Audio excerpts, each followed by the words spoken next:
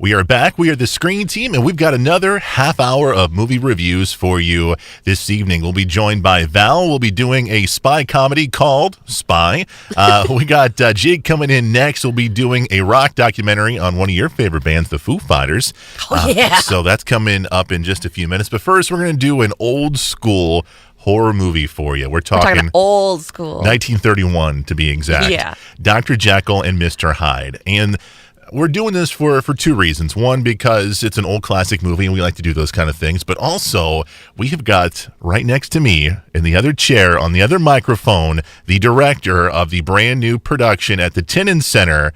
What is it? The Strange Case of Dr. Jekyll and Mr. Hyde? Exactly. I always want to call it the Curious Case. I think it's like Benjamin Button. I have that in my head.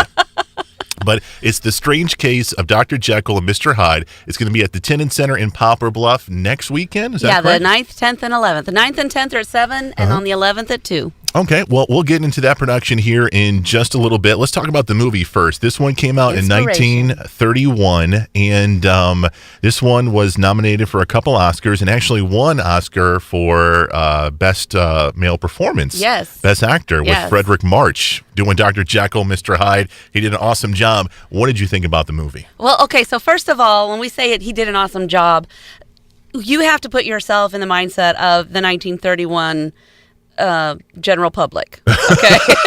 So it doesn't hold up in 2018 Not standards. even remotely. All right, good to know. There is some camera work in there, in even the very beginning, that just makes you go, "What am I watching?" Sure. But it's just a style, and it was something that was unusual. You know how Charlie Chaplin movies were when they had the circle and everything else was blacked out and what was happening? Okay, it starts off like that, but you soon realize that they're doing first-person perspective. So you're in the head of Dr. Jekyll as he's walking around. Now, to give them credit, what they do with the camera work right then and there is kind of impressive because it's an uncut take where he talks to people, he walks through some doors and gets up into a carriage and rides off to another location. So it's kind of cool. So hokey looking though by today's standards. Sure. And it almost was hard to get through on occasion. But once you get into the meat and potatoes of the movie and you start absorbing what the storyline is, it's really cool to see someone's take on the Stevenson's version of the story, which what can you explain to me about the story? What is Jekyll's deal? Why does he want to be this other creature, or does he do that by accident? Oh no, he does it intentionally. Really? But he doesn't understand the what's what I'm looking for? The motivation, the intent, I don't know, man. Yeah, golly, I'm just having a total moment I got a here. C in English, so I'm not really good with the language. The repercussions of his actions, the consequences. That's the word. So the consequences are unfathomable when he sets off to separate. It's a constant discussion about the duality of man, the good things that your heart and soul wants to do versus the evil things that your heart and soul says no way I can be a part of, but the rest of you says so imagine you've got your little angel and your little devil, and you're always battling, do I make the right choice or do I take the easy way out or whatever and go for fun? So that's what the movie and the story are all about. And of course it's a Broadway production. It's been in different formats. It's a classic story. And very few times will you ever get any credit in the movie industry on a horror movie. But this movie is a horror movie, and especially back in its day, that just wasn't something that people took the time to go see and appreciate. It was, usually it's a cheap thrill. Mm-hmm. In this case, it was a classic in the making. And so there's not been a lot of people who have been able to take that character and do with it what they managed to do in 1931 with the resources they had. Today, we expect everything to be CGI, and two different people could play this character in order to make it look real because he's ugly, he's horrible, Hyde is awful and a killer, he's brute, he's disgusting. He's physically different from Dr. Jekyll. Dr. Jekyll is weaker and has maybe even some deformities that are more natural, based on as opposed to what Hyde's deformities are. And so whether it's body versus mind, or it's just crazy and creepy, the whole story and the whole concept, but it relates to every human being alive. And I think there's generations of people out there who have just seen whatever quick version has been thrown at them, Jekyll versus Hyde. Yeah. Oh, ha, ha, ha.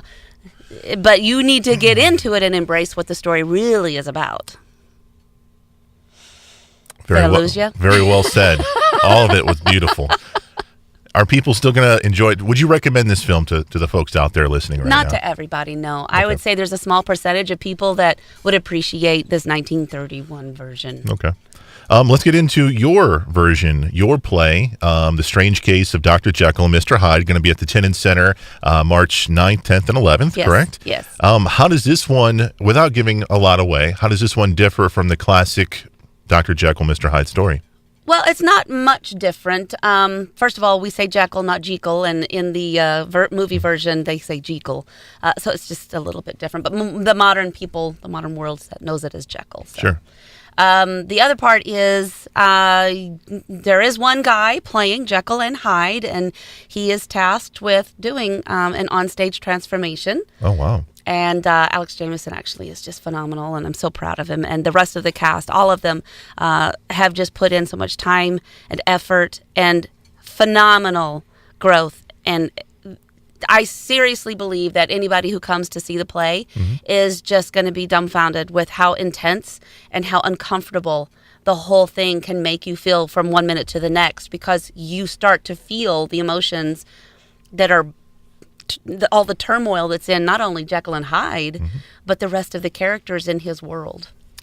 I know the subject matter is definitely adult themed. I call it PG-13. All right, so I can't bring Luke to this performance. No, then. it's scary. Okay, it's scary. It's adult content. There's a prostitute in the list of characters. I'm liking you better already. Granted, it's in 1800s. Oh, okay. Okay, so not the kind you would think. I'm showing my shoulder. There's no Madonna costumes here, okay? But still, that's not content that every young child's going to comprehend, and she plays a really important part. Yeah. In what happens with Jekyll and Hyde. I don't mean to put you on the spot here, but there was somebody who did audition for your production, and you didn't really take them very seriously, and I want to know why I didn't get looked at further for the part of Dr. Jekyll and Mr. Hyde. Because you have to stay home with our son. All right, fair enough. I'll take it. Remind the folks again when the production is, Strange Case of Dr. Jekyll and Mr. Hyde. It is March 9th, 10th, and 11th. And I want to say one more thing. The Sure. technical crew has come up with a phenomenal set.